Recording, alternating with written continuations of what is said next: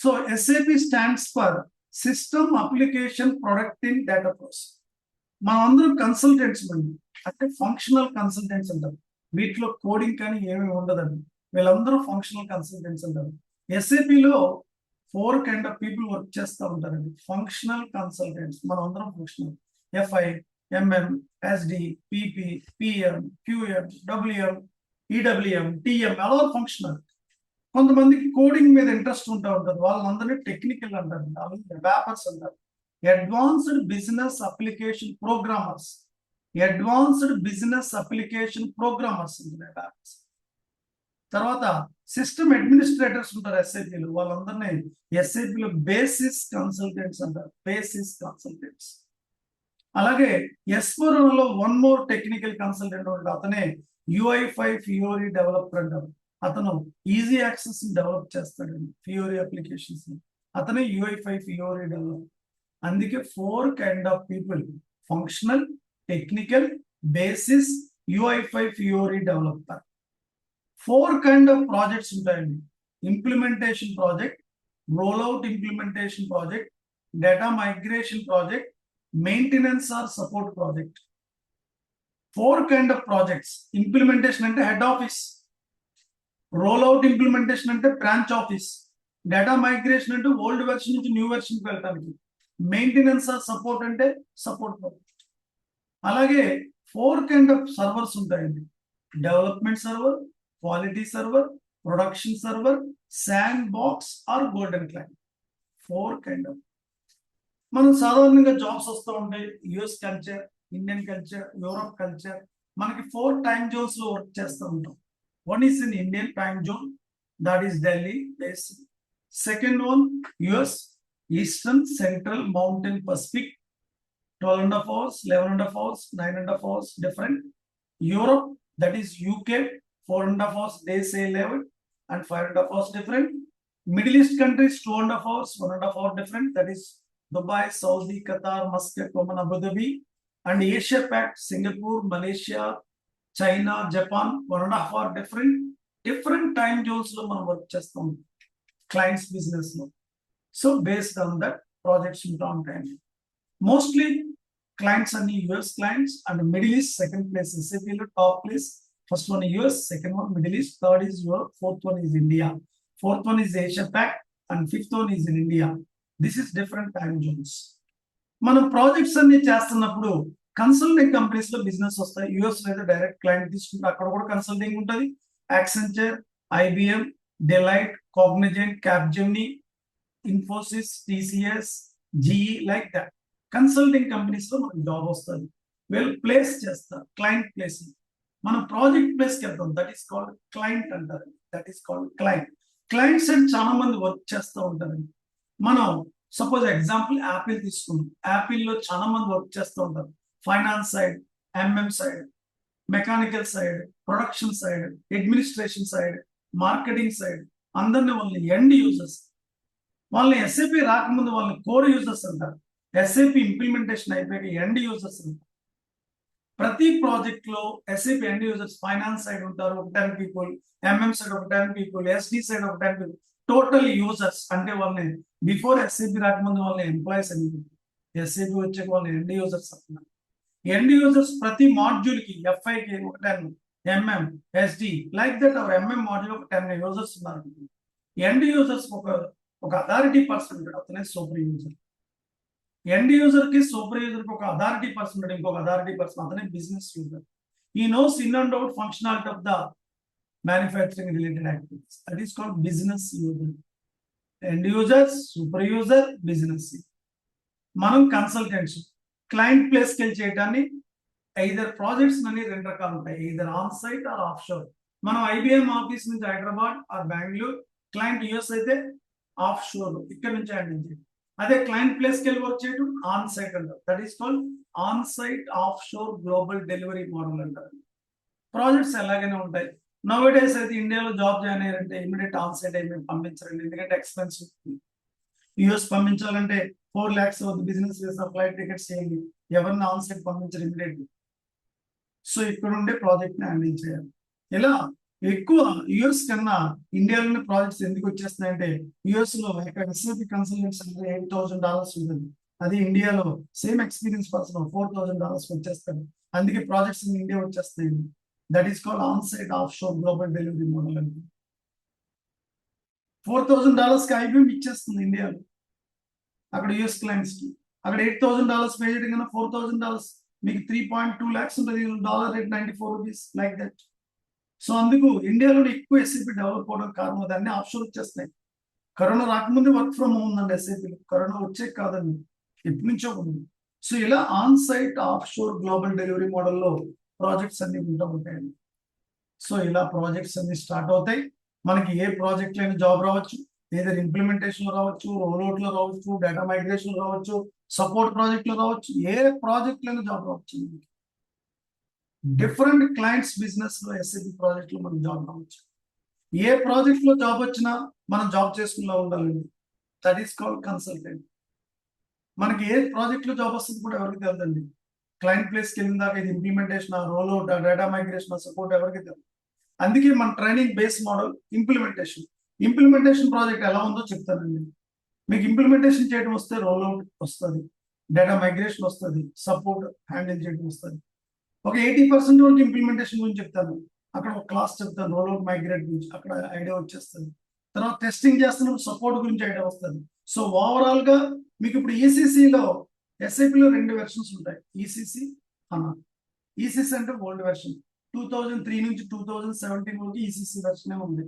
SIP MM హనా introduce అయ్యాక S4 అనే MM, దాన్నే సింపుల్ లాజిస్టిక్స్ అంటారు. మీ మాడ్యూల్ మిమ్మల్ని ఎస్ఎల్ కన్సల్టెంట్ అంటారు, simple logistics consultant. FICO module simple finance అంటారు. మిగతా మాడ్యూల్స్ నేమ్స్ ఏమీ కూడా చేంజ్ అవ్వలేదండి. Only FICO MM module names change అయ్యింది. సింపుల్ ఫైనాన్స్ మీ మాడ్యూల్ సింపుల్ లాజిస్టిక్స్. ఇలా డిఫరెంట్ కైండ్ ఆఫ్ మాడ్యూల్స్ లో ఎక్స్పీరియన్స్ తో మనం జాబ్కి వెళ్తూ ఉంటాం. క్లయింట్ ని హ్యాండిల్ చేయడం ఎలా, మనకి ఇంప్లిమెంటేషన్ ప్రాజెక్ట్ లో జాబ్ వచ్చింది అనుకోండి, ఎలా హ్యాండిల్ చేయాలి క్లయింట్. ఒక ఇంప్లిమెంటేషన్ హ్యాండిల్ చేయడం వచ్చింది అనుకోండి, రోల్అవుట్ చేయగలరు, మైగ్రేట్ చేయగలరు, సపోర్ట్ చేయగలరు. అదే ఒక సపోర్ట్ లో చాలా మందికి నాలెడ్జ్ ఉంటుంది, ఇంప్లిమెంటేషన్ చేయలేరు. ఎందుకంటే ఇంప్లిమెంటేషన్ స్ట్రాటజీస్ టోటలీ డిఫరెంట్. ఏ ప్రాజెక్ట్స్ చేయాలన్నా ఎస్ఏపిలో ఒక ఇంప్లిమెంటేషన్ ప్రాజెక్ట్ చేయాలంటే ఒక మెథడాలజీ సిస్టమ్ ఉందండి ఎస్ఏపి. దాన్ని ఏఎస్ఏపి మెథడాలజీ అంటారండి. ఏఎస్ఏపి మెథడాలజీ అంటే accelerated SAP methodology. ASAP methodology best practice in the world. SAP is German product, SAP AG, not US product, కానీ మోర్ డిమాండ్ ఇన్ యూఎస్.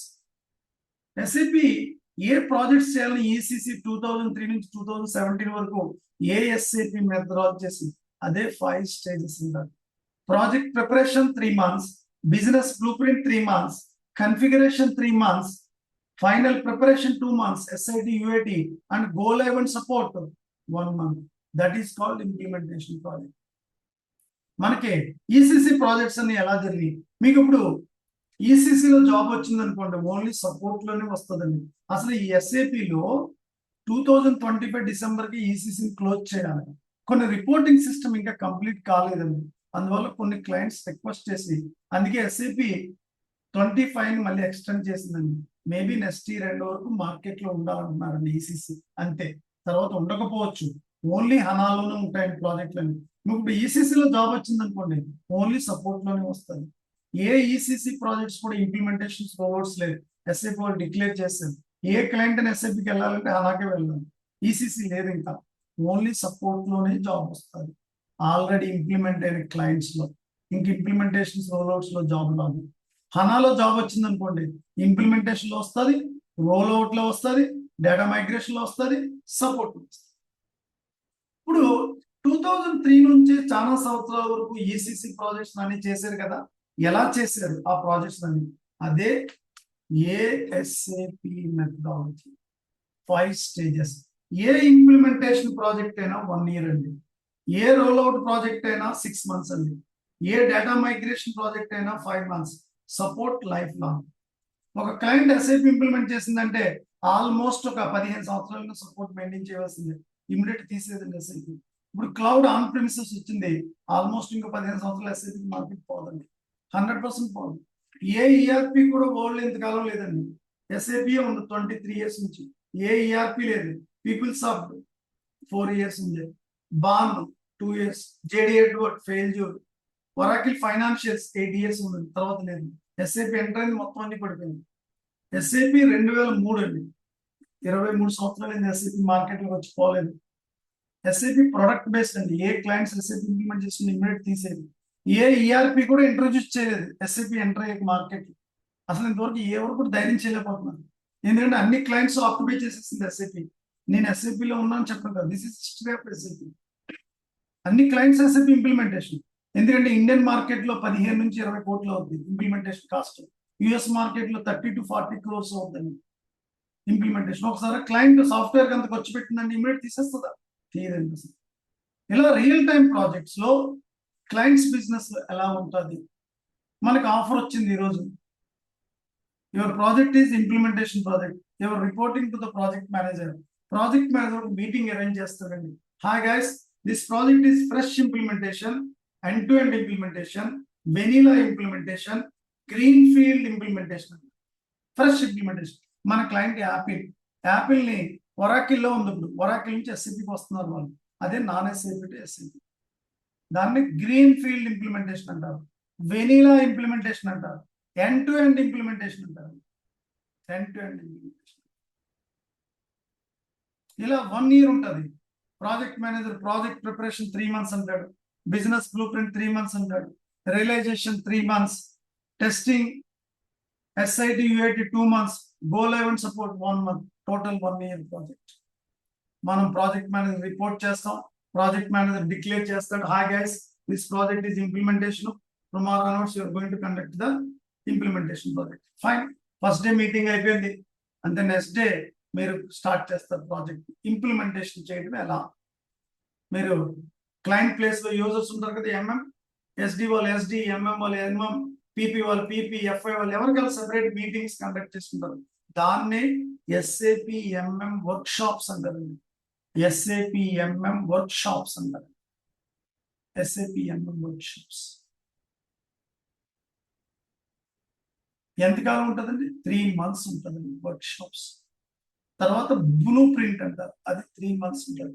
తర్వాత configuration 3 months, 9 months, testing 2 months, తర్వాత go live and support 1 month. ఈరోజు project start అయింది. Project preparation 3 months time dead line. మీరు client place లో users అంతా meeting mail చేస్తారు, అందరూ మీటింగ్ వస్తారు. యూజర్స్ ఎవరికైనా సెపరేట్ మీటింగ్ కండక్ట్ చేసుకుంటారు. ఈ రోజు మీ ఎంఎం యూజర్స్ అంతా మీటింగ్ వచ్చారు. మీరు అడుగుతారు మీ కంఫర్టబుల్ టైం ఏంటని. ఎందుకంటే యూజర్స్ రైట్ నో యాపిల్ ఒరాకిల్లో ఉంది, వాళ్ళ ప్రొడక్షన్ ఇష్యూస్ ఉంటాయి వాళ్ళకి. వాళ్ళు రోజు ఆ వర్క్ చేసుకున్నాకే మీకు ఇంప్లిమెంటేషన్ టైం స్పెండ్ చేయాలి. అందుకు మీ కంఫర్టబుల్ టైం ఏంటని అడుగుతారు.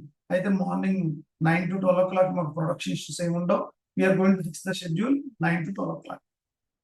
కొన్ని టైం జోన్స్ లో ఆఫ్టర్నూన్ పెట్టుకోవచ్చు meeting, depends on your business requirements, time availability of the clients. So morning 9 to 12 o'clock fix చేసుకున్నారు. యూజర్స్ అంతా షార్ప్లీ మీటింగ్ వచ్చారు. ఈ రోజు మీరు అడుగుతారండి యూజర్స్ ని, what is your current business process in Apple? Material ఎలా మెయింటైన్ చేస్తున్నారు, ఇన్వెంటరీ ఎలాగా, పర్చేజ్ రిక్వెషన్ రిలేటెడ్ యాక్టివిటీస్ ఎలా చేస్తున్నారు, పర్చేజ్ ఆర్డర్ యాక్టివిటీ ఎలా చేస్తున్నారు, వెండార్ ప్రాసెస్ ఎలా చేస్తున్నారు, అన్ని అడుగుతారు. దాన్నే యాజ్ ఇస్ అనాలిసిస్ అంటారండి. Current business process project preparation 2 methods అండి. As is analysis, to be analysis. As is analysis 1 week ఉంటుందండి. మీ కరెంట్ బిజినెస్ ప్రాసెస్ ఏంటని అడుగుతారు.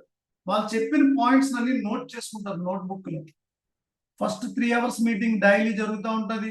ఒక 10 points డిస్కస్ చేస్తూ ఉంటారు. అలాగ 1 week ఉంటుందండి యాజ్ ఇస్ అనాలిసిస్.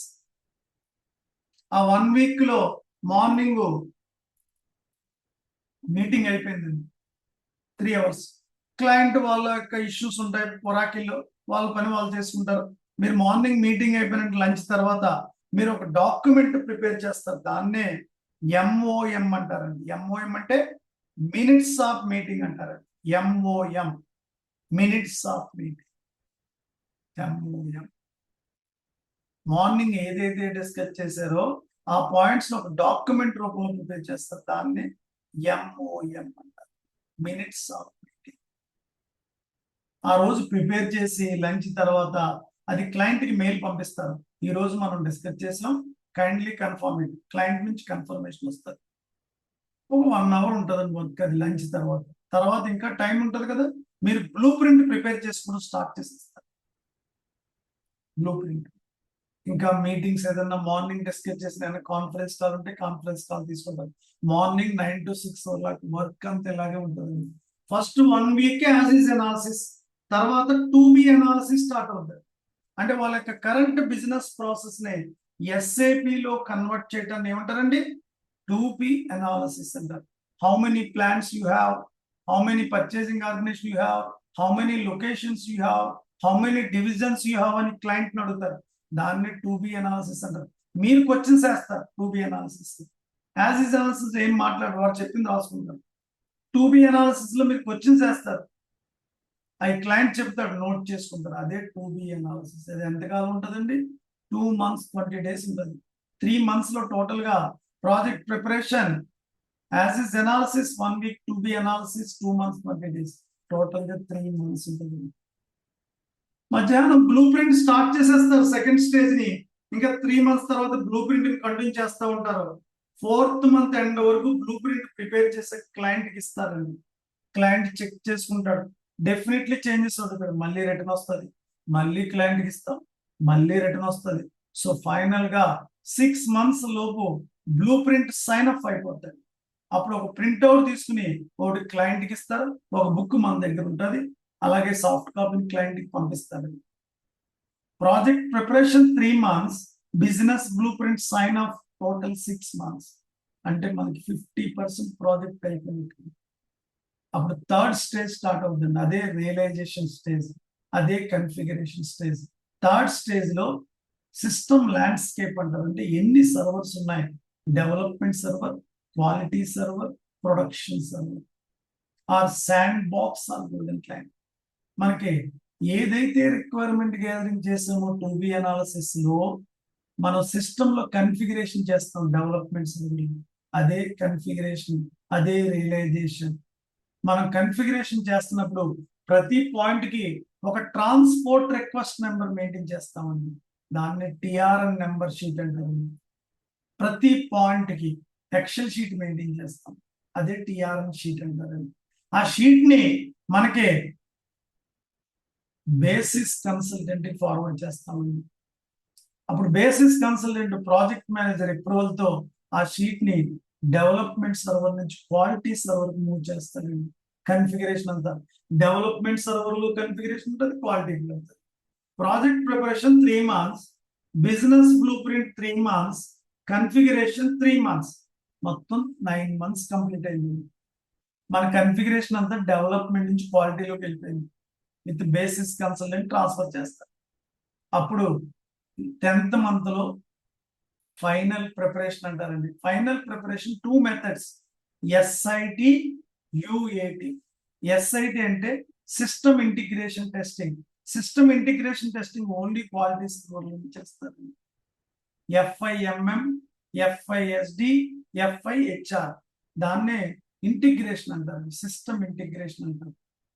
FIMM మీరు కూర్చుని చేస్తారు 1 week, మీరు అయిపోయినండి FISD జాయిన్ అవుతాడు, SD అయిపోయినండి FIHR, ముగ్గురు కలిపి చేస్తారు సిస్టమ్ ఇంటిగ్రేషన్. అది 10th month లో 2 weeks. తర్వాత ఇంకా 1.5 month ఉంటుందండి. ఆ 1.5 month మీరు UAT చేస్తారు, యూజర్ యాక్సెప్టెన్స్ టెస్టింగ్. అంటే యూజర్ అంగీకారంతో జరిగే టెస్టింగ్, దాన్ని UAT అంటారు. దాన్ని user acceptance test script document అంటారు. User acceptance test script document అంటారు, అదే UAT అంటారండి. ఆ UATలో ఏముంటాయి? How to create material master, how to create vendor master, how to create purchase info card, source list, quota arrangement, contract, scheduling agreement, request for quotation, purchase requisition, release purchase requisition, purchase order. 10 master datas ఉంటాయి, 2 transaction datas ఉంటాయి, మిగో, మైరో, goods receipt and invoice. ఇదే project అండి.